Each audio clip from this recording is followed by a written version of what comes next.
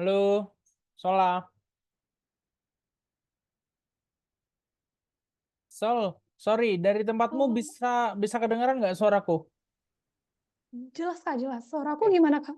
oke, jelas, siap. Oke. Ah, ah. Ini Al udah dikabarin Kak?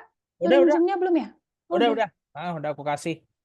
Dia bilang mau ikut katanya, terus aku bilang coba izin dulu ke Sola, aku bilang gitu karena ini kan waktunya khusus Sola. Kalau Sola oke sih Ya. nggak apa-apa, tapi mungkin aku akan wawancara lebih ke Sola gitu. Aku bilang ya udah dia nggak apa-apa sih. Sebentar ya Sol, ada paket dulu sebentar.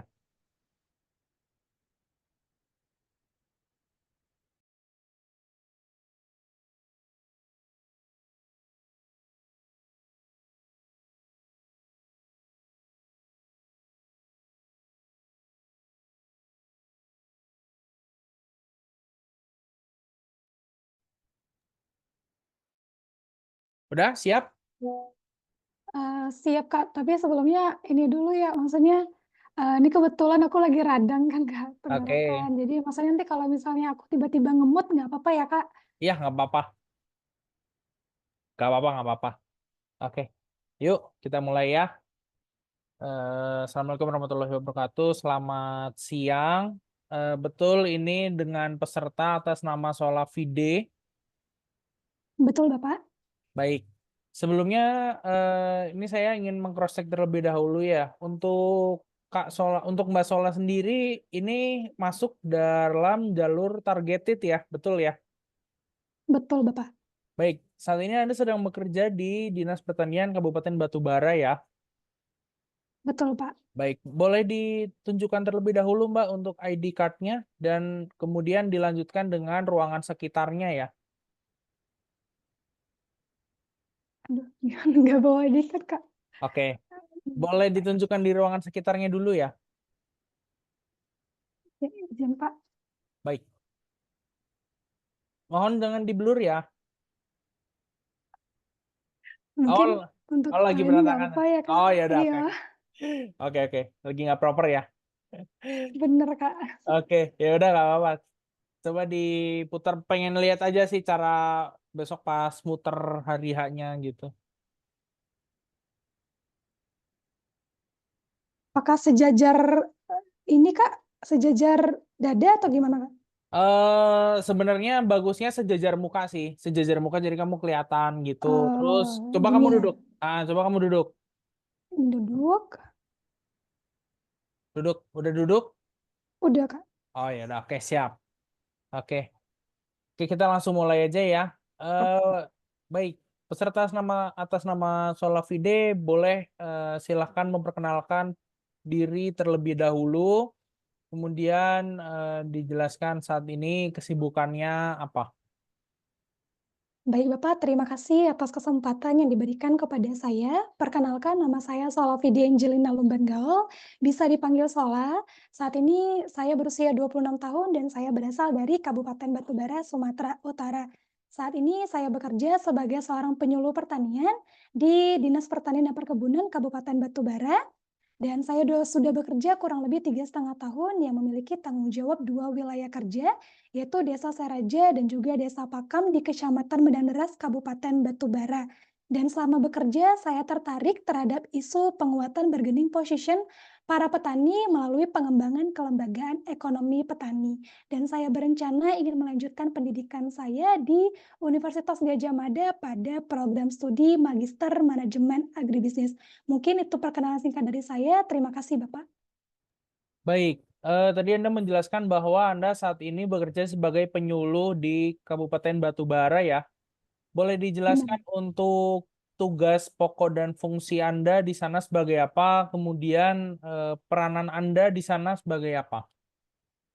Baik, Bapak. Selaku penyuluh pertanian, saya memiliki tugas pokok untuk mendampingi, memfasilitasi, serta mengedukasi para petani agar mereka dapat tahu, mau, dan juga mampu melaksanakan usaha tani mereka. Seperti itu.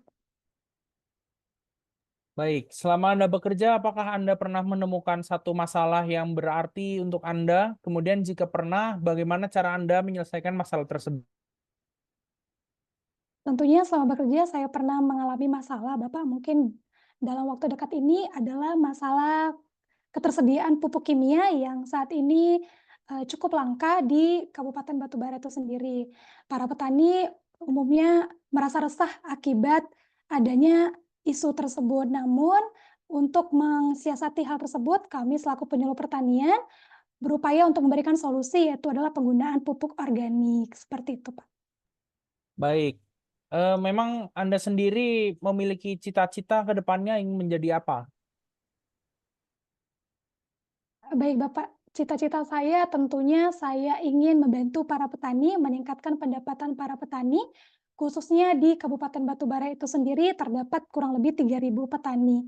Dan cita-cita saya adalah ingin mesejahterakan mereka, seperti itu, Pak. Baik.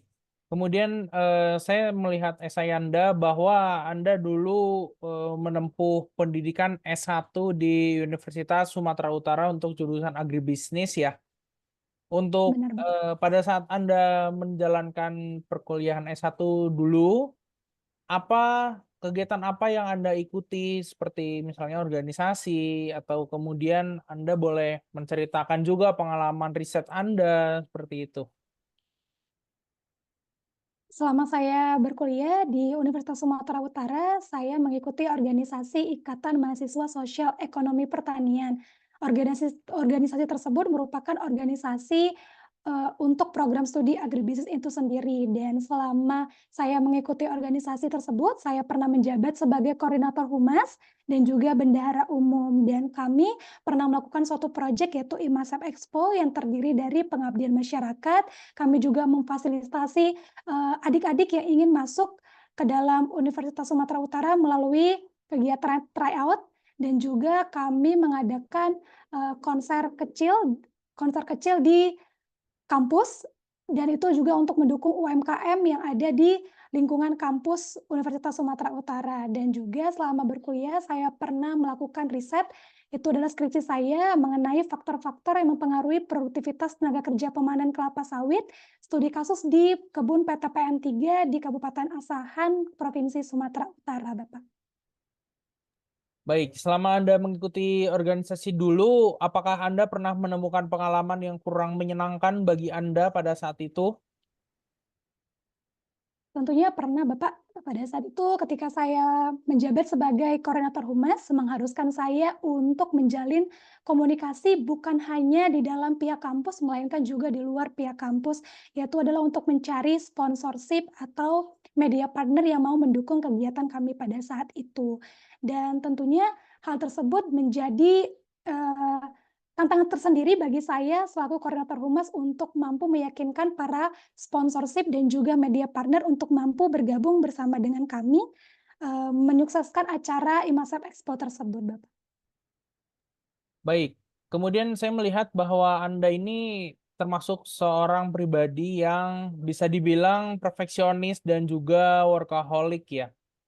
Menurut Benar, Pak. Anda, ini termasuk ke dalam sebuah kelemahan. Kenapa Anda bisa mengkategorikan perfeksionis dan workaholic ini sebagai sebuah kekurangan? Sebab sejauh yang kami pahami, workaholic ini adalah sesuatu hal yang justru positif begitu, karena Anda memiliki semangat yang lebih dalam bekerja.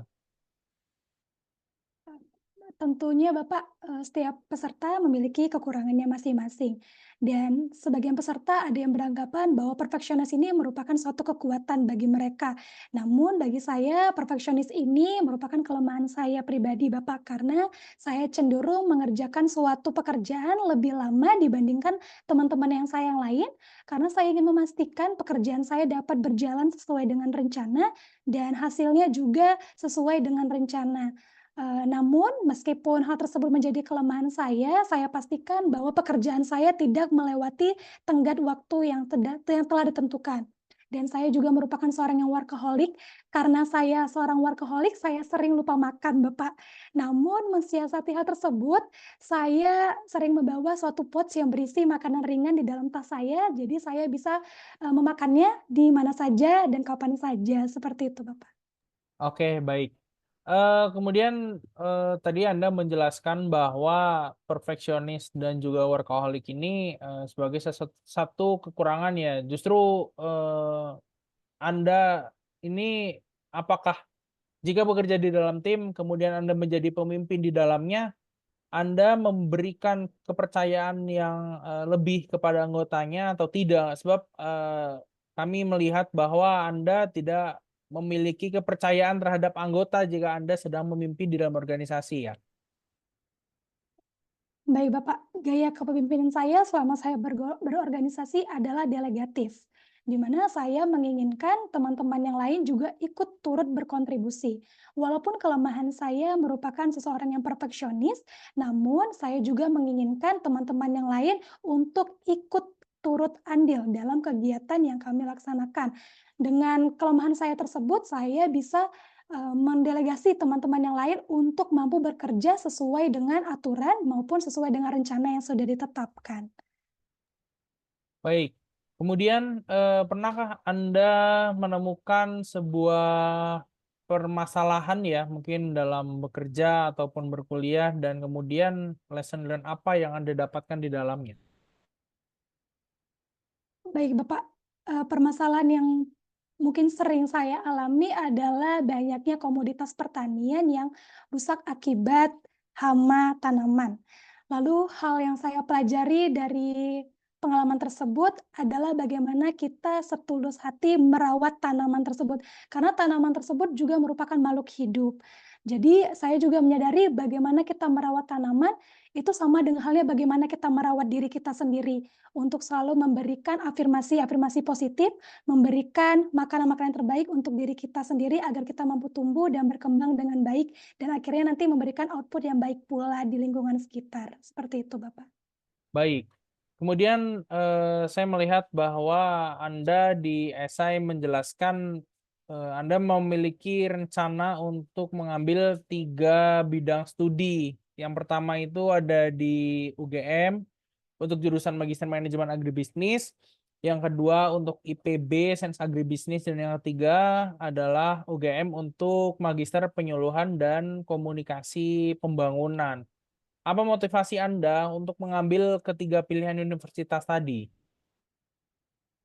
Baik, Bapak. Tentunya 2 universitas yang saya pilih dengan 3 jurusan yang saya pilih merupakan jurusan yang relevan dengan bidang tugas saya dan juga keterkaitan terhadap isu yang saya angkat pada esai saya. Dan yang memotivasi saya untuk mengambil program studi tersebut ialah para petani di Kabupaten Batubara sendiri cenderung masih melakukan proses pembudidayaan saja tanpa memikirkan nilai tambah, dan yang kedua ialah para petani masih cenderung bergantung kepada tengkulak, di mana Balai Penyuluhan Pertanian di Kecamatan Madangdara sendiri mencatat setidaknya terdapat 3 sampai 4 tengkulak di setiap desa. Dan tentunya mempelajari hal tersebut menjadikan dorongan tersendiri bagi saya untuk segera melanjutkan pendidikan lanjut agar saya dapat meningkatkan pengetahuan serta keterampilan saya, seperti itu.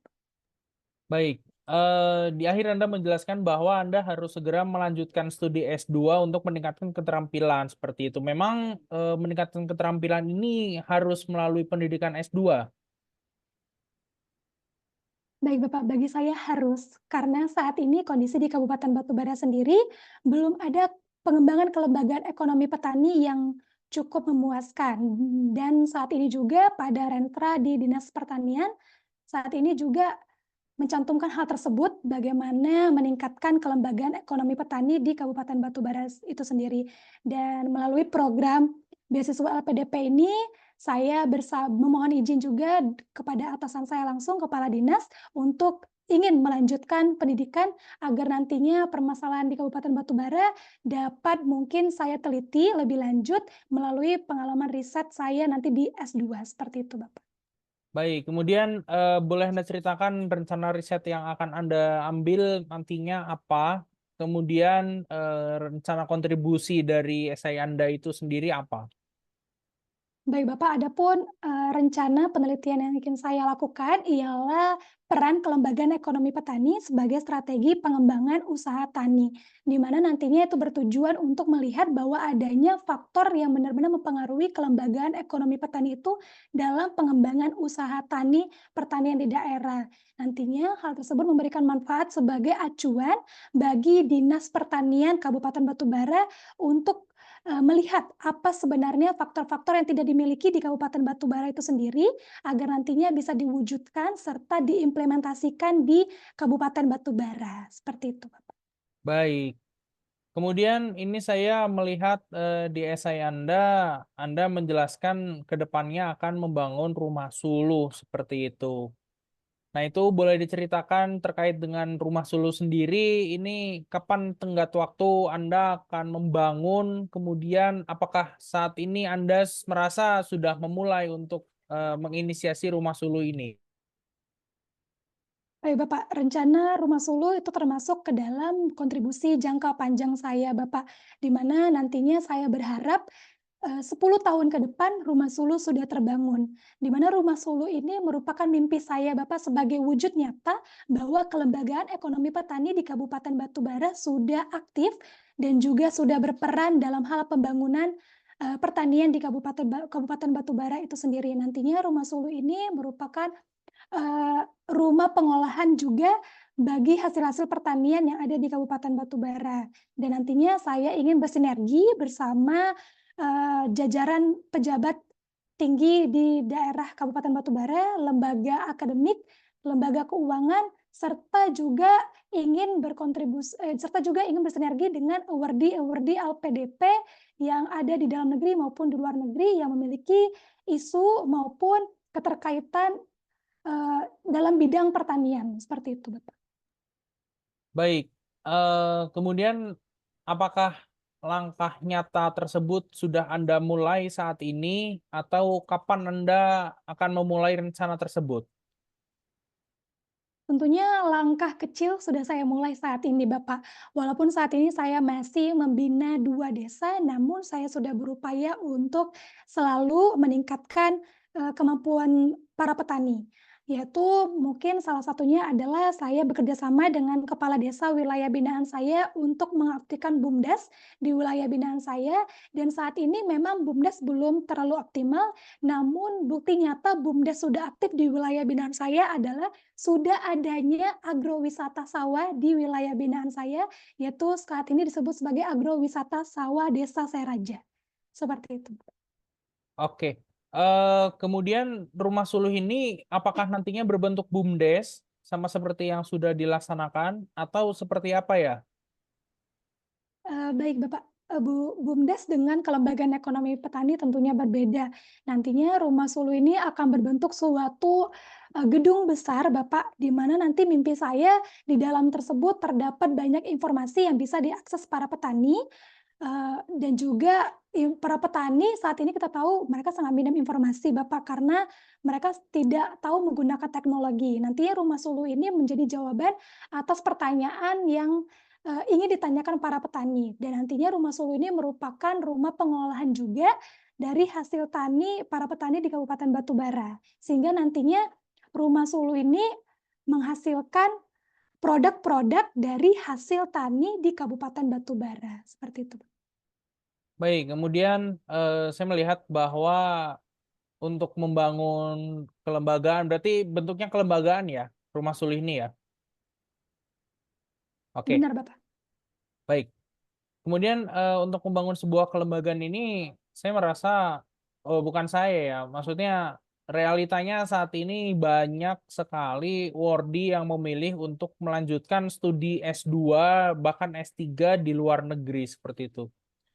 Kenapa Anda tidak memilih untuk melanjutkan S2 atau S3 ke luar negeri? Sebab secara keilmuan mungkin pembandingnya akan lebih terlihat nyata dibandingkan di dalam negeri. Kemudian Anda juga akan mendapatkan pengalaman yang lebih besar daripada di luar negeri dan juga jaringan di luar negeri mungkin akan lebih luas daripada Anda memilih di dalam negeri. Baik Bapak, alasan saya memilih berkuliah di dalam negeri tentunya keterkaitan terhadap isu yang ada di Kabupaten Batubara. Isu yang terjadi di Batubara sendiri tentunya erat dengan isu yang terjadi di Indonesia itu sendiri. Nantinya saya itu mungkin lebih mempermudahkan saya untuk menjalin komunikasi dengan pihak akademisi di kampus tujuan saya, dan juga lebih mempermudah saya dalam melakukan implementasi. Mengapa saya juga memilih kampus di Jawa seperti Yogyakarta, karena Yogyakarta sendiri Bapak sudah memiliki kelembagaan ekonomi petani yang lebih maju dibandingkan Kabupaten Batubara itu sendiri. Nantinya mungkin saya dapat melihat dan belajar bagaimana sebenarnya proses penumbuhan kelembagaan ekonomi petani di daerah Jawa, khususnya Yogyakarta, yang nantinya bisa saya implementasikan di Kabupaten Batubara itu sendiri. Dan mengapa saya tidak memilih di luar negeri, karena di Indonesia sendiri itu terjadi ketimpangan para petani yang ada di Jawa dengan daerah-daerah lain. Tentunya saya ingin belajar dulu di dalam negeri untuk melihat faktor-faktor apa sebenarnya yang diperlukan untuk mendukung para petani ini agar mereka bisa sama dan mewujudkan cita-cita Indonesia menjadi Indonesia Lumbung Pangan tahun 2045. Seperti itu, Bapak. Baik, Anda tadi jelaskan bahwa ada rencana lumbung pangan 2045. Kemudian boleh dijelaskan apa rencana Anda tadi membangun sebuah kelembagaan ekonomi seperti Rumah Suluh, dan ini apakah mendukung untuk rencana Indonesia Emas 2045? Jika memang iya, bagaimana Anda bisa menceritakan ini sebagai dukungan terhadap Indonesia Emas 2045 nantinya?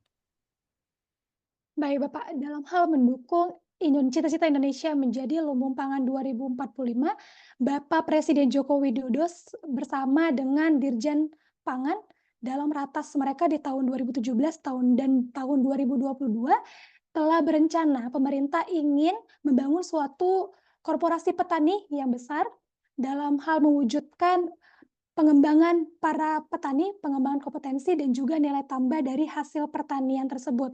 Dan hal tersebut diwujudkan untuk mewujudkan cita-cita Indonesia 2045 melalui nantinya pemerintah melalui tugas belajar bagi sumber daya manusia di bidang pertanian. Dan tentunya dalam pengaplikasian Rumah Suluh ini juga sudah mendukung cita-cita Indonesia nantinya, yaitu untuk mengkoperasikan petani di daerah Kabupaten Batubara itu sendiri.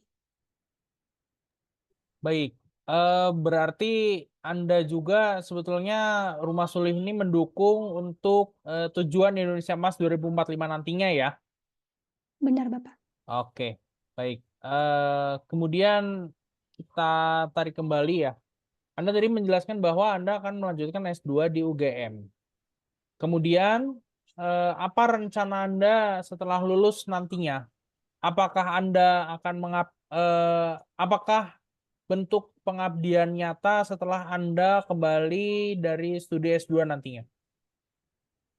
Baik, Bapak, setelah saya menyelesaikan pendidikan S2, nantinya saya akan kembali kepada instansi saya bekerja di Dinas Pertanian dan Perkebunan Kabupaten Batubara dan aktif melakukan penyuluhan kembali kepada para petani.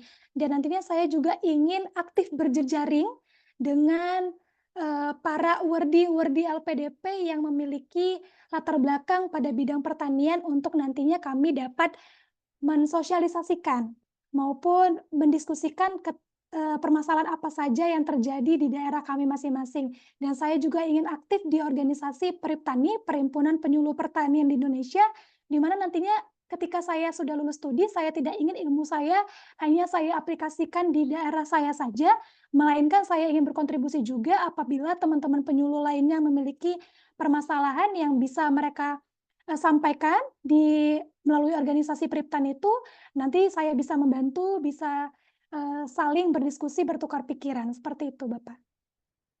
Baik, kemudian apa sih motivasi Anda memilih LPDP ini sebagai tujuan Anda dalam mencapai rencana studi S2 nantinya? Baik, Bapak, adapun alasan saya memilih LPDP karena fokus dari LPDP itu sendiri, Bapak. LPDP berfokus untuk mengembangkan sumber daya manusia dalam hal membantu percepatan pembangunan di Indonesia. Dan salah satu bidang yang menjadi prioritas dari LPDP itu sendiri ialah pertanian.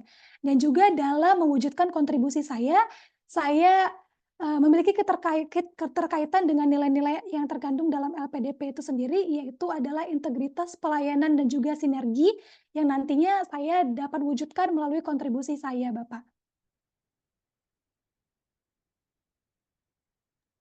Baik, kemudian boleh Anda ceritakan selama ini apakah langkah nyata Anda untuk mendapatkan LPDP ini seperti apa? Kemudian apakah saat ini Anda juga sedang melakukan apply ke beasiswa lainnya? Baik Bapak, saat ini saya tidak meng-apply pada beasiswa lainnya, dan langkah nyata saya untuk mendaftar beasiswa LPDP ini saya sudah mempersiapkan sejak tahun lalu Bapak. Saya sudah mencoba berkomunikasi dengan atasan saya sendiri, lalu atasan saya mengizinkan saya dan sangat mendukung saya untuk melanjutkan pendidikan lanjut, dan saya memohon izin, meminta surat izin kepada atasan, lalu saya juga meminta surat izin, dari Bapak Kepala Badan BKPSDM di Kabupaten Batubara itu sendiri. Dan saat ini Bapak, saya pada gelombang ketiga nanti saya akan mendaftar di Universitas Gadjah Mada pada program studi Magister Manajemen Agribisnis. Dan saat ini saya juga sedang mempersiapkan, berkas-berkas yang diperlukan untuk mendaftar, seperti itu. Baik, bagaimana dengan IPB? Kapan Anda juga akan melakukan apply ke sana? Baik Bapak, nantinya saya juga akan mendaftar di IPB karena mereka juga buka pendaftaran saat ini, dan tentunya yang menjadi program prioritas saya adalah Universitas Gadjah Mada itu sendiri. Nantinya, IPB mungkin akan menyusul Bapak pada gelombang keempat apabila saya tidak diterima di Universitas Gadjah Mada. Baik, kemudian apa harapan Anda terhadap LPDP ini jika nanti Anda terpilih menjadi awardee kami? Harapan saya terhadap LPDP akan terus berkembang untuk mewujudkan sumber daya manusia yang memiliki jiwa kepemimpinan dalam memimpin Indonesia di masa depan.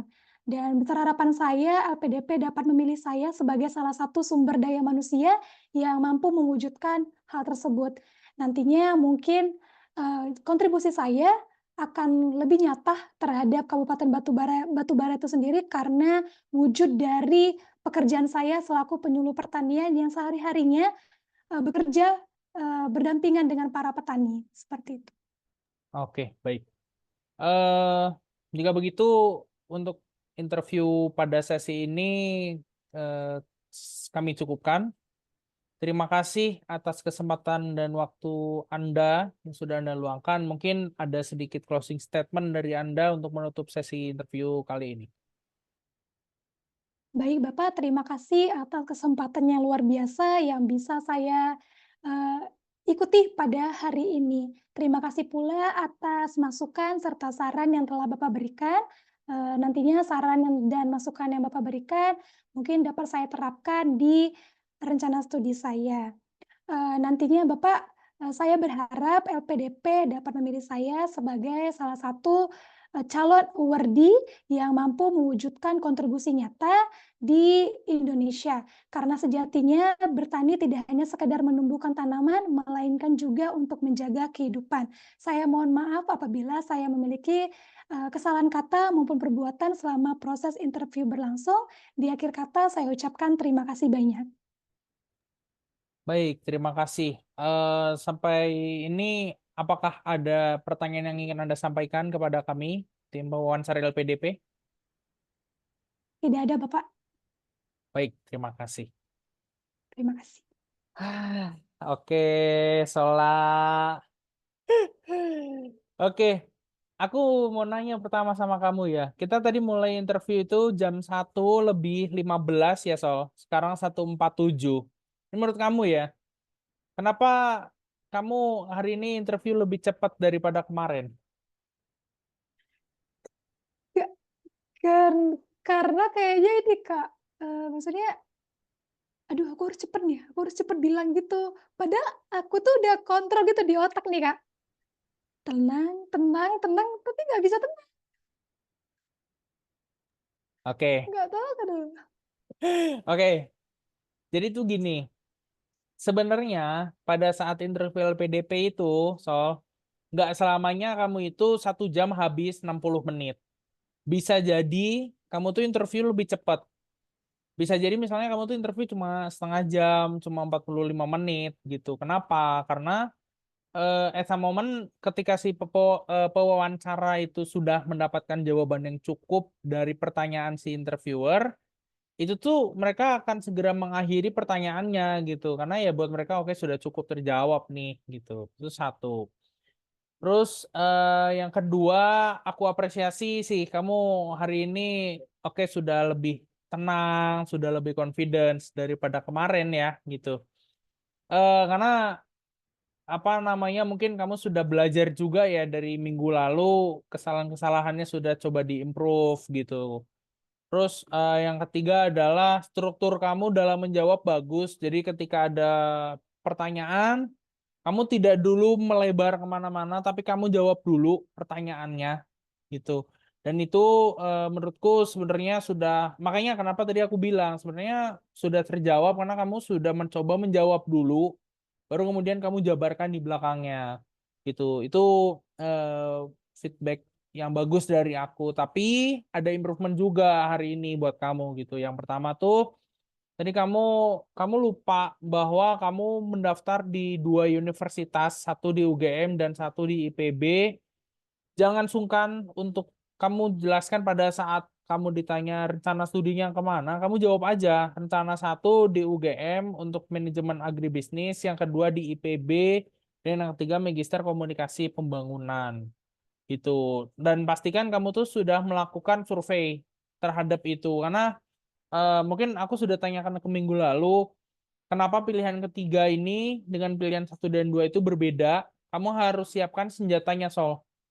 Gitu. Jadi ketika nanti di interview, jangan sampai pewawancara berpikir bahwa kamu memilih opsi ketiga ini tuh karena hanya sekedar fulfill persyaratan dari LPDP. Padahal sebenarnya enggak juga gitu.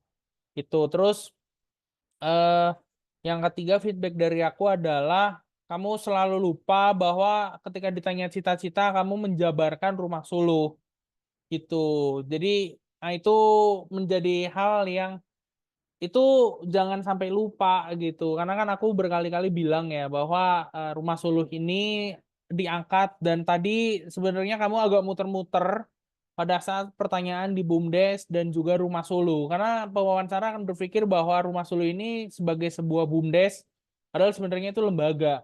Jadi kalau memang kamu mengangkat rumah suluh jangan kamu bawa dulu ke arah BUMDes gitu karena beda gitu. Lalu yang keempat tadi ada repetisi juga. Kamu bilang tadi kamu akan berkolaborasi dengan awardee-awardee dan awardee-awardee itu menjadi satu hal yang terus berulang-ulang ketika kamu menjawab pertanyaan. Kamu bisa jawab awardee-awardee itu ganti dengan Mata Garuda Sol. Gitu. Jaringan Mata Garuda baik di Indonesia maupun di khususnya di Sumatera Utara. Gitu. Jadi ganti kata awardee ini dengan Mata Garuda. Kemudian feedback selanjutnya adalah siapkan dokumen pendukung. Aku selalu ingetin ya, KTP, kemudian berkas-berkas lain, kayak misalnya kamu pernah publikasi paper, itu kamu siapin. Jadi ketika ditanya, ini udah siap semuanya gitu loh, nggak kamu nyari-nyari lagi gitu. Karena kan pada saat kamu wawancara itu, semuanya sudah ready, sudah siap, kamu duduk, kamu tenang gitu. Karena itu menjaga mood kamu juga gitu. Terus mungkin hari ini aku tidak akan banyak mempressure soal emosi kamu karena kemarin di sesi 1 udah dan kamu kira-kira sudah tergambar ya gitu. Sudah tergambar bahwa oke, pada saat wawancara nanti pressure-pressure itu akan ada dan kamu harus siap dengan itu dan kamu hari ini sudah lebih tenang jadi jaga emosi itu sampai dengan akhir gitu. Apalagi ya? eh itu aja sih mungkin feedback dari aku. Maksudnya nggak apa ya? Aku melihat kamu udah cukup oke, udah cukup bagus. Mungkin nanti terakhir sekali lagi ketiga kita akan mempoles lagi sedikit dari interview hari ini dan hari sebelumnya. Jadi itu aja dari aku soal feedbacknya. Thank you. Mungkin dari kamu mau ada yang ditanyain atau mau ada yang didiskusiin dulu. Mungkin itu sih Kak yang perlu aku pelajari memang gimana caranya bisa ngomong nggak terlalu cepat. karena aku sendiri tuh ngomong memang agak cepet, Kak. Jadi kalau aku lama malah aku lebih suka ngeblank gitu. Kalau misalnya aku memperlama apa yang mau aku bilang, jadinya ngeblank gitu kadang masalah sih aku. Ya Sebenarnya terus gini, heeh, oke, lanjutin dulu aja. nggak nggak apa-apa, Kak, nanti lupa. Oke, oke, oke. Sebenarnya Heeh. gini, Sol. Si wawancara itu nggak akan mempermasalahkan kamu jawab cepat atau lambat karena karakter setiap orang itu Mmm, kan berbeda-beda ya. Ada yang dia tempo berbicaranya cepat, ada juga yang tempo berbicaranya lambat, ada juga yang pelafalan atau intonasinya itu jelas, ada juga yang enggak gitu. mmm, Tapi yang pasti adalah kamu ngomong cepat, kamu bisa jawab itu dengan jelas gitu loh. Ada juga kan orang cepat tapi bertele-tele kemana-mana gitu. Nah itu kamu harus jawab dengan cepat tapi jelas gitu. Itu nggak masalah sih. Oke, sorry tadi di distract. Lanjutin dulu pertanyaan keduanya apa tadi? terus yang keduanya ini sekarang yang jadi bahan pikiran kan, Kak, itu kan aku interview nanti di hari Kamis. Hari Kamis kondisinya aku di Kabupaten Batubara kan, Kak. Aku bingung nih, Kak, aku, eee, cari tempat interview itu sebaiknya gimana sih, Kak, kalau menurut Kakak? Sementara kalau di sana itu kan, kontrakan kami ya, sekedar kayak gitu tuh, maksudnya kamar ya udah gitu, kamar, tempat tidur, lemari, nggak ada apa-apa gitu kan, Kak. Sementara kalau ke Medan, eee, takutnya agak susah gitu kan, Kak, terkejar kalau pulang ke Medan. Jadi bagusnya gimana ya, Kak, gitu? Oke, ini berdasarkan pengalaman yang udah-udah ya. Rata-rata tuh interviewer itu atau calon calon awardee itu mereka sewa satu hotel sih Sol. Sewa satu hotel Mmm, yang di sana secara jaringan internetnya oke, secara tempatnya juga nyaman gitu dan eh, pakaiannya tuh juga ya ini juga jangan lupa pakaian pada saat kamu wawancara siapkan batik atau kemeja formal gitu. Jadi kelihatan rapi, terus kan kalau di hotel kan, apalagi kamu sendiri kan, kamu mau dandan, mau apa segala macam tuh lebih leluasa ya daripada kamu di kontrakan bener. gitu. Jadi nggak usah cari hotel yang mahal sebenarnya, tapi yang pasti itu bisa menunjang kamu buat wawancara nantinya gitu. Aku pun pada saat wawancara kemarin, aku nggak di Bandung gitu, aku di Solo gitu, karena aku lagi ada Mmm, dinas gitu. Tapi alhamdulillah dapat hotel yang proper pada saat itu gitu. ya oke.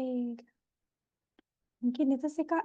Mungkin nanti, kita kan terakhir kan, Kak, tanggal 19 ya rencana. Ya, Nanti kayaknya kemungkinan bisa mundur ya, Kak, karena aku kayak, pingin H-2 atau H-3 aku di interview itu terakhir aku di mock up gitu, Kak, supaya soalnya kayak kapan? bener-bener itu gambar. Soalnya kapan jadwal Sya fixnya? tanggal 25, Kak. Oh, 25 jadinya ya. Oke, kalau gitu ya berarti Heeh, tanggal hari apa sih Kamis. tanggal 22 kali ya, 22 atau 23 gitu ya. Iya, cuma nanti lihat keadaan nanti sih, Kak. Ya, oke. Kalau gitu. Gitu. Hmm, hmm. Ya, Itu aja sih. gitu aja sih. Oke. Cukup Ini si dari Al ya diam-diam aja. iya. Halo Al, gimana Bersuara kabar? Al, Sehat? udah. Halo Kak, sehat Kak. Keren kali Eh, Kak Sola. wis. Oh, Al Kapan udah nih nyampe Al mau UGM mokap aja, nih? Al. Boleh Kak, kelarin Kak Sola dulu, saya nanti mulai setelah Lebaran Kak. Oh, setelah Lebaran. Oke, kalau gitu. Ngomong-ngomong, aku mau nanya deh. Kemarin kamu ditanya dari ini nggak? Dari Siger nggak? Dari Kak Eka nggak? Atau Kak Dani nggak? Mau lanjut gitu Nggak nggak? ada, Oh, nggak nggak yang ada. secara ini nggak ada, kan cuma sekedar ngisi itu aja Kak. Oh, gitu. Jadi tuh gini, kemarin aku udah ngomong juga sih sama Solarun.